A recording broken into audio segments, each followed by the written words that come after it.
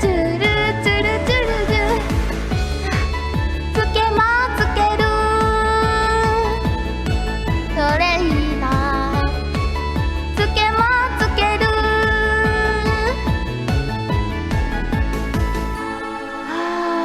ケリーパンピョンさんのつけまつけるでした。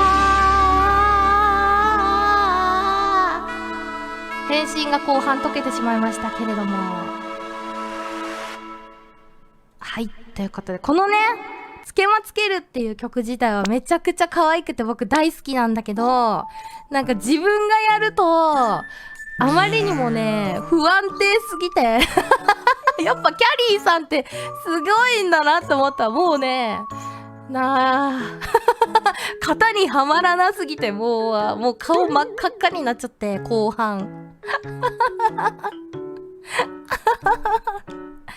はあ、ということでねつけまつけるでした。顔からね煙出てるんですよ今。みんな見えてないかもだけど顔から煙がねはみ出てるじゃんはみ出ちゃってんね。つけまはみ出ちゃってるんでちょっと小さくしようと思います。おいし可愛かったよ。ありがとうありがとう。じゃあ